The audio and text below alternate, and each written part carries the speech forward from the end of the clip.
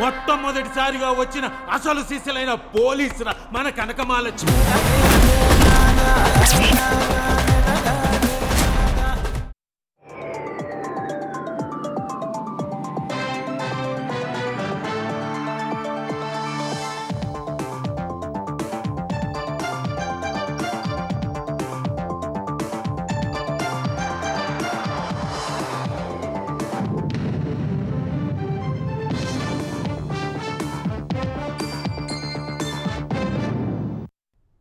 నమస్కారం, ఈటీవీ న్యూస్కు స్వాగతం. ముందుగా ముఖ్యాంశాలు. 79వ స్వాతంత్ర వేడుకలకు ముస్తాబైన భారతావని. ఎర్రకోటపై వరుసగా 12వ జాతీయ జెండా ఎగరవేయనున్న ప్రధాని మోదీ. నవభారత్ నినాదంతో ఈసారి 15 ఆగస్టు వేడుకలు. ఆపరేషన్ సింధూర్ విజయోత్సవాల నిర్వహణ. ఢిల్లీలో కట్టుదిట్టమైన భద్రత.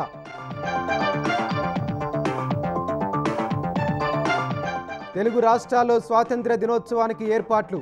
విజయవాడలో చంద్రబాబు, గోల్కొండ కోటపై రేవంత్ రెడ్డి పతాకావిష్కరణ.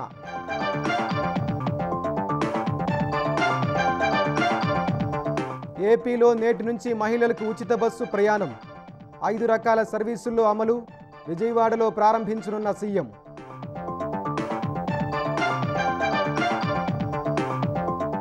తెలంగాణలో ఈ నెల 21 నుంచి ఇందిరమ్మ ఇళ్ల ప్రారంభోత్సవాలు. భద్రాద్రి కొత్తగూడెం జిల్లాలో శ్రీకారం చుట్టనున్న రేవంత్ రెడ్డి.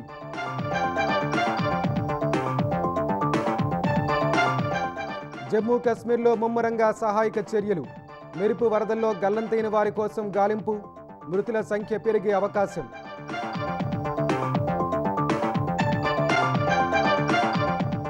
ఇవాళ అర్ధరాత్రి ట్రంప్ పుతిన్ సమావేశం. ఉక్రెయిన్ యుద్ధంపై చర్చించే అవకాశం. ఆపకపోతే భారత్పై సుంకాలు పెరుగుతాయన్న అమెరికా మంత్రి.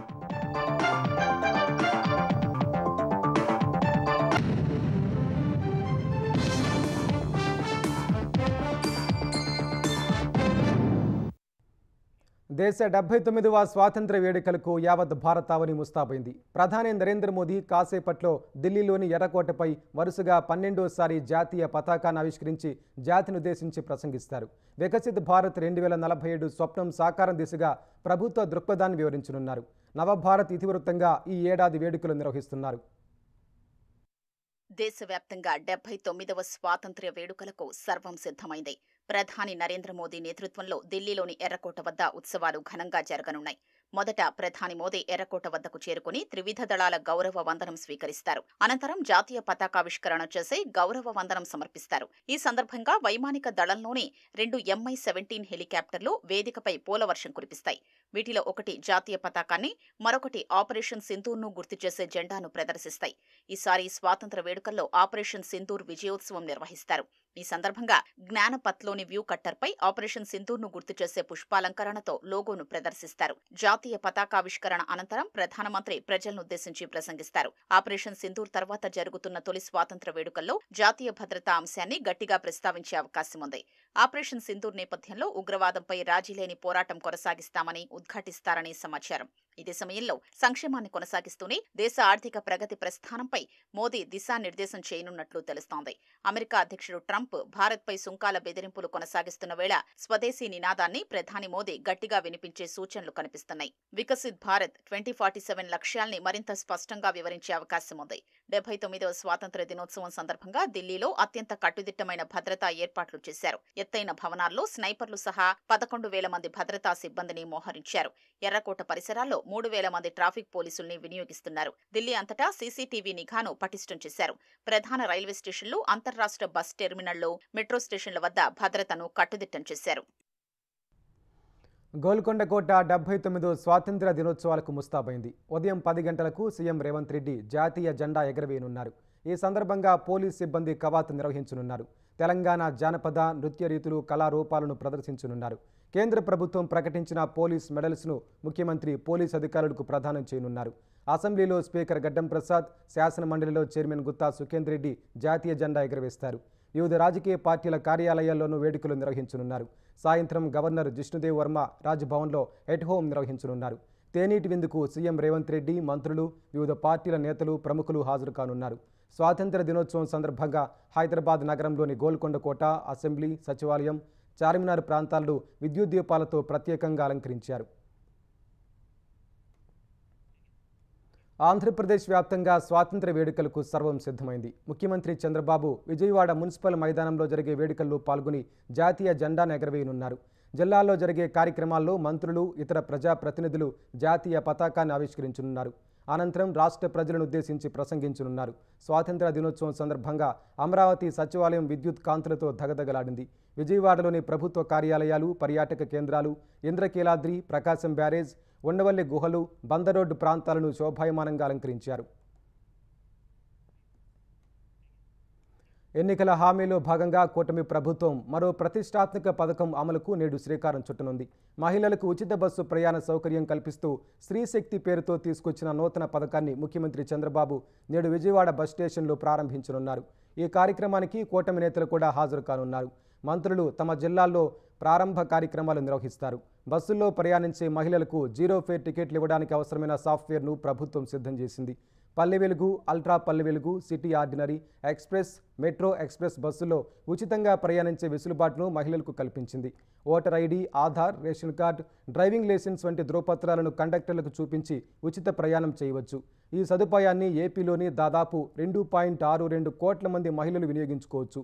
ఏపీ ఎస్ఆర్టీసీ పరిధిలో మొత్తం 11,449 బస్సులు ఉంటే అందులో 74% బస్సుల్లో మహిళలు ఉచితంగా ప్రయాణించవచ్చు. ఉచిత ప్రయాణాన్ని ట్రాన్స్జెండర్లకు కూడా వర్తింపజేస్తూ ప్రభుత్వం నిర్ణయం తీసుకుంది. ఈ పథకం కోసం ఏటా 1942 కోట్ల రూపాయల మేర భారం ప్రభుత్వంపై పడనుంది. ఈ మొత్తాన్ని ప్రభుత్వం ఆర్టీసీకి చెల్లిస్తుంది. తెలంగాణలో ఇందిరమ్మ ఇళ్ల ప్రారంభోత్సవాలకు ప్రభుత్వం సిద్ధమవుతోంది. నిర్మాణాలు పూర్తయిన ఇళ్లలో ఈ నెలాఖరులోగా లబ్ధిదారులు గృహ ప్రవేశాలు చేసేలా గృహ నిర్మాణ శాఖ సన్నాహాలు చేస్తోంది. భద్రాద్రి కొత్తగూడెం జిల్లా చంద్రుగొండ మండలం వెండలపాడులో ఈ నెల 21న సీఎం రేవంత్ రెడ్డి గృహ నిర్మాణ శాఖ మంత్రి పొంగులేటి శ్రీనివాసరెడ్డి చేతుల మీదుగా ఇళ్ల ప్రారంభోత్సవాలకు ముహూర్తం ఖరారు చేసినట్లు తెలిసింది. ఆ తర్వాత మిగిలిన చోట్ల మంత్రులు, ఎమ్మెల్యేలతో ప్రారంభించాలని నిర్ణయించారు. ఇప్పటి వరకు మొత్తం 44 ఇందిరమ్మ ఇళ్ల నిర్మాణాలు పూర్తయ్యాయి. మరో 4,000 ఇళ్ల పనులు చివరి దశకు చేరాయి. వీటిలో సాధ్యమైన ఇళ్లను ఈ నెలాఖరులోగా పూర్తి చేసి ప్రారంభించాలని అధికారులకు నిర్ణయించారు. రాష్ట్ర వ్యాప్తంగా గ్రేటర్ హైదరాబాద్ మినహా మొత్తం 3.68 లక్షల ఇందిరమ్మ ఇళ్లను ప్రభుత్వం కేటాయించింది. ఇందులో 3.13 లక్షల ఇళ్లకు మంజూరు పత్రాలు జారీ చేయగా 1.96 లక్షలు గ్రౌండింగ్ అయ్యాయి. భారత్, పాకిస్తాన్ మధ్య యుద్ధాన్ని తానే ఆపానని, లేకుంటే ఇరు దేశాలు అణ్వాయుధాలతో దాడి చేసుకునేవని అమెరికా అధ్యక్షుడు డొనాల్డ్ ట్రంప్ మరోసారి పాతపాటే పాడారు. ఇరు దేశాల మధ్య ఉద్రిక్తతలు నెలకొన్న సమయంలో 6 నుంచి 7 యుద్ధ విమానాలు నేలకూలాయని చెప్పారు. అయితే ఏ దేశానికి చెందిన యుద్ధ విమానాలు నేలకూలాయో ట్రంప్ స్పష్టతనివ్వలేదు. శ్వేతసౌధంలోని ఓవెల్ కార్యాలయంలో ట్రంప్ మీడియాతో మాట్లాడారు. గత 6 నెలల్లో 6 యుద్ధాలను ఆపానని పునరుద్ఘాటించారు. రష్యా ఉక్రెయిన్ యుద్ధాన్ని తేలిగ్గా ముగించొచ్చని మొదట్లో తాను భావించానని, అయితే అది చాలా కష్టమైన విషయం ఇప్పుడు తనకు అర్థమైందని ట్రంప్ తెలిపారు. అలస్కాలో ఇవాళ అర్ధరాత్రి జరిగే సమావేశంలో యుద్ధాన్ని ముగించేందుకు పుతిన్ ఒప్పందం చేసుకుంటారని ఆశాభావం వ్యక్తం చేశారు. తాను అధ్యక్షుడిగా ఎన్నికవ్వకుంటే పుతిన్ ఉక్రెయిన్ మొత్తాన్ని ఆక్రమించుకునేవారని ఆరోపించారు. ఇప్పుడు తాను అధ్యక్షుడిగా ఉండటంతో పుతిన్ ఆటలు ఇక సాగవన్నారు. అలస్కా భేటీ తర్వాత జెలెన్స్కీ పుతిన్తో కలిసి మరో సమావేశాన్ని ఏర్పాటు చేస్తారని ట్రంప్ తెలిపారు. ఆ భేటీలో కొందరు ఐరోపా నాయకులు కూడా పాల్గొంటారని చెప్పారు. భారత్పై సుంకాల విషయంలో అమెరికా బెదిరింపు ధోరణి కొనసాగిస్తోంది. ఉక్రెయిన్ యుద్ధం ముగింపుపై అలస్కా వేదికగా నేడు జరగనున్న ట్రంప్ పుతిన్ సమావేశం ఫలితాన్ని బట్టి భారత్పై సుంకాలను మరింత పెంచే అవకాశం ఉందని అమెరికా ఆర్థిక మంత్రి స్కాట్ బిస్సెంట్ వ్యాఖ్యానించారు. రష్యా నుంచి పెద్ద ఎత్తున చమురు కొనుగోలు చేస్తున్న భారత్పై ఇటీవల అదనపు సుంకాలు విధించామన్న ఆయన, ఒకవేళ ట్రంప్ పుతిన్ భేటీ సానుకూల ఫలితాలు ఇవ్వకపోతే ఆంక్షలు లేదా టారిఫ్లు మరింత పెరగొచ్చని ఓ ఇంటర్వ్యూలో పేర్కొన్నారు. చైనా సైతం రష్యా చమురు కొనుగోలు చేస్తుందన్న విషయాన్ని ప్రస్తావించగా అది అధ్యక్షుడు ట్రంప్ చేతుల్లోని వ్యవహారమని తెలిపారు. కుంభవృష్టితో పోటెత్తిన ఆకస్మిక వరదల కారణంగా 46 మంది మృతి చెందిన జమ్మూ కాశ్మీర్ కిష్తివాడ్ జిల్లాలోని చశోతి గ్రామంలో సహాయక చర్యలు కొనసాగుతున్నాయి. బురద, మట్టి కింద చిక్కుకున్న వారి కోసం సైన్యం గాలిస్తోంది. మచైల్ మాతా యాత్ర కోసం వచ్చిన భక్తులను అక్కడి నుంచి తరలించేందుకు ఏర్పాట్లు చేస్తోంది. రిలీఫ్ క్యాంపులు, వైద్య బృందాలను చశోతి గ్రామానికి తరలించింది. భారత సైన్యానికి చెందిన వైట్ నాట్ కాప్స్ సహాయక చర్యల్లో పాల్గొంటోంది. ఇప్పటికీ చాలామంది ఆచూకీ లభ్యం కాలేదని అధికారులు చెబుతున్నారు. క్లౌడ్ బరస్ట్ కారణంగా వచ్చిన ఆకస్మిక వరదలతో చెసోతి గ్రామం తీవ్రంగా దెబ్బతింది. ఆ సమయంలో మచేలిమాత యాత్రకెళ్లే యాత్రికులు అక్కడే ఉండటంతో అనేక మంది గల్లంతయ్యారు. ఇప్పటి వరకు 46 మంది మృతి చెందగా 100 మందికి పైగా గాయపడ్డారు. వారిలో పలువురి పరిస్థితి విషమంగా ఉన్నట్లు తెలుస్తోంది.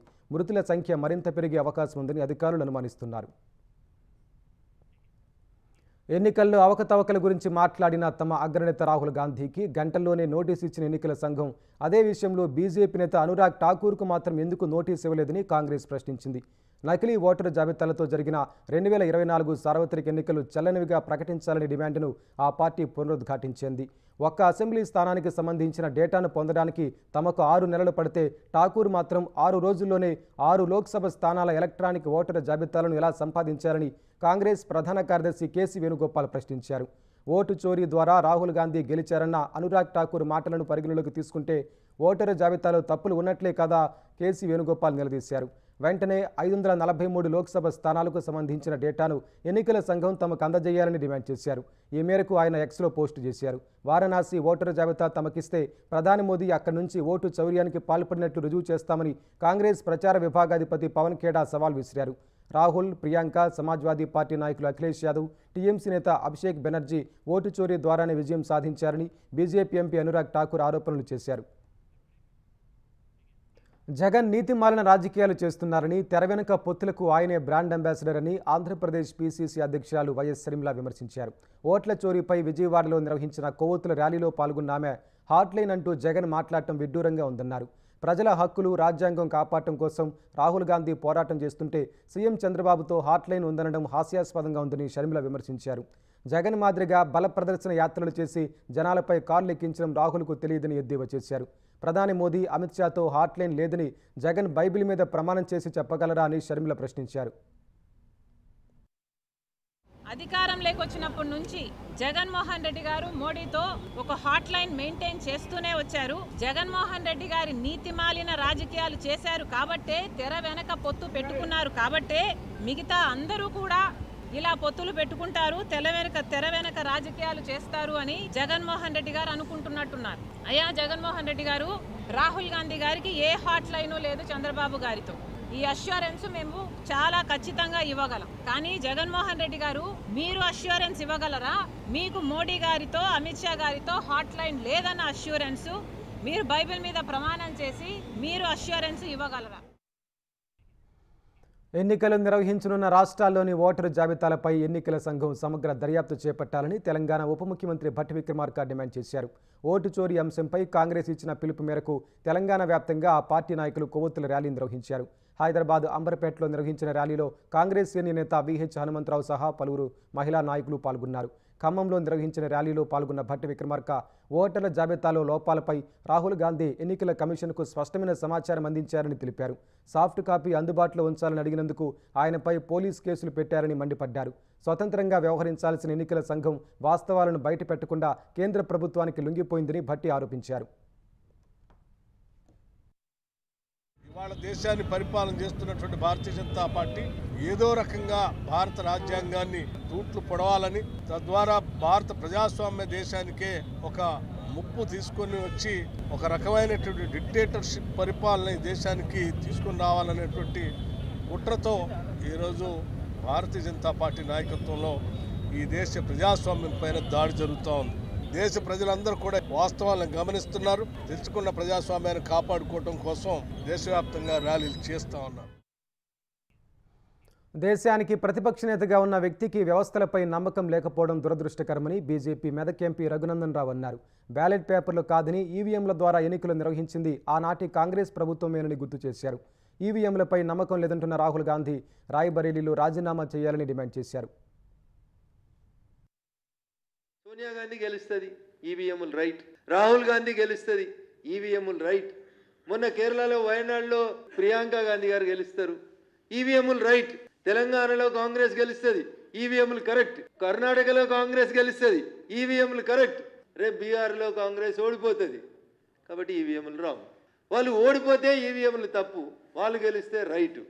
ఇప్పుడు నీకు ఈవీఎంలు నచ్చుతలేవు కదా, రాహుల్ గాంధీ గారు, మీరు పోటీ చేసి గెలిచినటువంటి రాయబరేలీలో ఇప్పుడు మీరు రాజీనామా చేసి బ్యాలెట్ పేపర్లతోటి ఎన్నికలకు పోదాం. నిర్వహించేందుకు మాకు అభ్యంతరం లేదు. పోటీ చేసేందుకు, రాజీనామా చేసేందుకు మీకు దమ్ముందా? తక్కువ వ్యయంతో విద్యుత్ ఉత్పత్తి పంపిణీ చేసినప్పుడే వినియోగదారులకు ప్రయోజనం కలుగుతుందని ముఖ్యమంత్రి చంద్రబాబు స్పష్టం చేశారు. తక్కువ వ్యయంతో నాణ్యమైన విద్యుత్ సరఫరా లక్ష్యంగా ఎనర్జీ పోర్ట్ఫోలియో మేనేజ్మెంట్ సిస్టమ్ అమలుపై సీఎం సమీక్ష నిర్వహించారు. గత ఏడాది విద్యుత్ కొనుగోళ్లు, వచ్చే ఏడాది అవసరాల అంచనాలను విశ్లేషించి కొనుగోళ్లను సమర్థంగా నిర్వహించాలని సూచించారు. ఈపీఎంఎస్ ద్వారా డిస్కంలు చేసే కొనుగోలు వ్యయంలో భారీగా ఆదా చేసే అవకాశం ఉన్నట్టు అధికారులు వివరించారు. ఆర్టిఫిషియల్ ఇంటెలిజెన్స్, మెషిన్ లెర్నింగ్ లాంటి అధునాతన సాంకేతిక పరిజ్ఞానం ద్వారా డిమాండ్, ధరల అంచనా, మార్కెట్ విశ్లేషణ, బిడ్ నిర్వహణ వంటి కీలక అంశాల్లో పరిష్కారం లభిస్తుందని తెలిపారు. భవిష్యత్తులో గ్రీన్ ఎనర్జీ అత్యంత కీలకంగా మారుతుందన్న చంద్రబాబు సౌర, పవన, పంపుడు స్టోరేజ్ ప్రాజెక్టులను త్వరితగతిన పూర్తి చేయాలని ఆదేశించారు. మిగిలి విద్యుత్ నిల్వ సమస్యను పరిష్కరించడానికి బ్యాటరీ స్టోరేజ్ ప్రాజెక్టులు కీలకమని, మార్కెట్ కొనుగోలుతో పోలిస్తే బ్యాటరీ స్టోరేజ్కు ఎంత వ్యయం అవుతుందో పరిశీలించాలని దిశానిర్దేశం చేశారు. డ్రోన్ ఆధారిత distribution network monitoring, offshore wind ప్రాజెక్టుల అవకాశాలను పరిశీలించాలని ఆదేశించారు. ఈ ఏడాది నీటి నిర్వహణలో విజయం సాధించామని ముఖ్యమంత్రి చంద్రబాబు అభిప్రాయపడ్డారు. జలాశయాలన్నీ నింపినట్లే గ్రామాల్లో చెరువులు నింపాలని సూచించారు. ఏపీలోని నీటి వినియోగదారుల సంఘాలు, డిస్ట్రిబ్యూటరీ కమిటీలు, ప్రాజెక్టు కమిటీల అధ్యక్షులు, ఇతర సభ్యులతో వీడియో కాన్ఫరెన్స్ నిర్వహించిన సీఎం హంద్రీనీవా ద్వారా రాయలసీమలోని ప్రాజెక్టులు నింపామని వెల్లడించారు. ఇకపై వెలిగొండ, ఉత్తరాంధ్ర సుజల స్రవంతి, గాలేరు నగరి సుజల స్రవంతిపై దృష్టి సారిస్తామని చెప్పారు. కృష్ణా, గోదావరి నదుల్లో వరద సముద్రంలోకి వెళ్తుందన్న సీఎం కొన్ని ప్రాంతాల్లో వరదలున్నా మరికొన్ని ప్రాంతాల్లో వర్షాభావ పరిస్థితులు ఉన్నాయని వివరించారు. రాష్ట్రంలో ఇంకా 17% లోటు వర్షపాతం ఉందన్నారు. 38,000 చిన్ననీటి వనరుల చెరువుల్లో నీళ్లు నింపాలని ఆదేశించారు. చెరువులు, కాల్వలు, చెక్ డ్యాంల పరిస్థితిని సాగునీటి సంఘాలు పరిశీలించాలని దిశానిర్దేశం చేశారు. నీటి వనరుల సంరక్షణ చర్యల విషయంలో అధికారులతో సమన్వయం చేసుకోవాలని సూచించారు. మరమ్మతులు అవసరమైతే వచ్చే 15 రోజుల్లో పూర్తి చేయాలన్నారు. షట్టర్లు, రిపేర్లు అన్న మాటే ఉండకూడదని స్పష్టం చేశారు. నీటి నిర్వహణపై జిల్లాల వారీగా రేటింగ్ ఇస్తామన్న సీఎం జలవనరుల శాఖలో ఇంజనీరింగ్ వ్యవస్థను పునర్వ్యవస్థీకరిస్తామని తెలిపారు. ఆంధ్రప్రదేశ్ను ప్లాస్టిక్ రహితంగా తీర్చిదిద్దాలన్న సంకల్పం తీసుకున్న ప్రభుత్వం ఆ దిశగా తొలి అడుగు వేసింది. పాలనకు కేంద్ర బిందువైన సచివాలయం నుంచే కార్యాచరణ ప్రారంభించింది. ప్లాస్టిక్ రహిత సచివాలయంగా తీర్చిదిద్దేందుకు చర్యలు తీసుకుంది. అన్ని బ్లాకుల్లో ప్లాస్టిక్ వినియోగంపై నిషేధం విధించింది. ఇవాల్టి నుంచి సచివాలయంలో మంత్రులు, అధికారులు, సందర్శకులు ప్లాస్టిక్ వినియోగించరాదనే నిబంధన అమల్లోకి తెచ్చింది. ప్లాస్టిక్ స్థానంలో పర్యావరణానికి ఏమాత్రం హాని చేయని రీతిలో ప్రత్యామ్నాయ వస్తువులు వినియోగించేలా చర్యలు తీసుకుంటోంది. సచివాలయానికి వచ్చేవారు ఇకపై సింగిల్ యూజ్ ప్లాస్టిక్తో తయారు చేసిన వస్తువులు తీసుకురావద్దని ప్రభుత్వం సూచించింది. పాలిథీన్ కవర్లు, ప్లాస్టిక్తో తయారు చేసిన వాటర్ బాటిళ్లు, క్యారీ బ్యాగులపై నిషేధం విధించింది. ప్లాస్టిక్ టీ కప్పులు, గ్లాసులు, ప్లేట్లు, పెన్నులు, నోట్ ప్యాడ్లను నిషేధించింది. ప్లాస్టిక్ ఫ్లవర్ కుండీలు, బొకేలు, లంచ్ బాక్సులు, ఫ్లెక్సీలు, బ్యానర్లు సహా ఇతర వస్తువులన్నీ ఇవాల్టి నుంచి ఎట్టి పరిస్థితుల్లోనూ లోనికి అనుమతించారు. ఉద్యోగులు, సందర్శకులంతా నిబంధనలు తప్పనిసరిగా పాటించాలని ఉత్తర్వులు ఇచ్చారు. దశలవారీగా ప్లాస్టిక్ నిషేధిస్తూ వచ్చే ఏడాది జూన్ 5 నాటికల్లా ఆంధ్రప్రదేశ్ను ప్లాస్టిక్ రహితంగా తీర్చిదిద్దాలని ప్రభుత్వం లక్ష్యంగా పెట్టుకుంది. ప్రపంచంతో పోటీ పడే స్థాయికి Andhra Pradesh heavy machinery engineering limited APHMEL ఎదగాలని తెలంగాణ ఉప ముఖ్యమంత్రి భట్టి విక్రమార్క ఆకాంక్షించారు. విజయవాడ సమీపంలో ఉన్న ఇబ్రహీంపట్నంలోని సింగరేణి అనుబంధ సంస్థ ఏపీహెచ్ఎంఈఎల్ను సందర్శించిన ఆయన సింగరేణి సీఎండీ బలరాంతో కలిసి అక్కడి కార్మికులతో ముచ్చటించారు. ప్రపంచవ్యాప్తంగా కొత్త పరిశ్రమల విడిభాగాల తయారీ, పాత విడిభాగాలను మరమ్మతు చేసి సరఫరా చేస్తున్న ఇంజనీరింగ్ సంస్థలకు ఏపీహెచ్ఎంఈఎల్ కంటే మించి యంత్రాలు, మానవ వనరులు లేవని భట్టి విక్రమార్క అన్నారు. సంస్థను ఉన్నతంగా తీర్చిదిద్దేందుకు త్వరలో సలహా కమిటీ నియమిస్తామని, వారంతా స్థానిక పరిస్థితులను అధ్యయనం చేసి నివేదిక ఇస్తారని డిప్యూటీ సీఎం తెలిపారు. రాష్ట్రంలోనే కాదు, దేశవ్యాప్తంగా ఉన్నటువంటి అనేక సంస్థల నుంచి ఈ ఎఫ్ఎంఎల్ ఆర్డర్స్ తీసుకొని ఇక్కడ నుంచి కావాల్సినటువంటి రిపేర్లు చేయడమే కాకుండా కొత్త వాటిని కూడా తయారు చేస్తూ అనేక పరిశ్రమలకు అందిస్తా ఉన్నారు. ముఖ్యంగా సింగరేణికి, అట్లాగే బిహెచ్ఎల్ కి, అట్లాగే ఇంకా ఇతరత్ర థర్మల్ పవర్ ప్రాజెక్ట్ సంబంధించిన జనరేషన్ స్టేషన్స్ కూడా ఇక్కడ నుంచి చాలా. ప్రధాని నరేంద్ర మోదీ ఎర్రకోటపై జాతీయ జెండాను ఆవిష్కరిస్తున్నారు. ప్రత్యక్ష ప్రసారం ద్వారా చూద్దాం. Helping us keep pace with the times, taking into account newer sensibilities and needs, and continuity, on the other hand, allowing us to be rooted and strong with a sense of belonging to something bigger than us. Flag hoisting ceremony.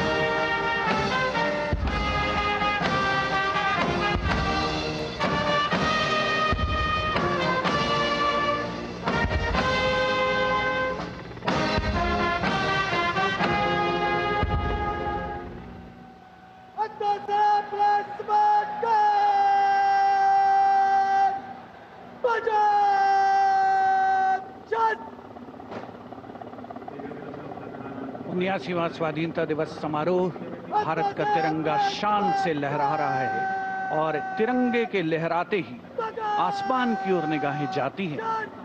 इस वर्ष स्वाधीनता दिवस समारोह को अनोखा कलेवर प्रदान कर रहे हैं भारतीय वायुसेना के 2 Mi-17 हेलीकॉप्टर्स, एक राष्ट्रीय ध्वज लिए हुए आपके स्क्रीन पर फूलों की वर्षा करता हुआ, और दूसरा ऑपरेशन सिंदूर को दर्शाने वाला ध्वज लिए हुए। इन हेलीकॉप्टर्स की कमान संभाल रहे हैं विंग कमांडर विनय पूनिया और विंग कमांडर आदित्य जायसवाल।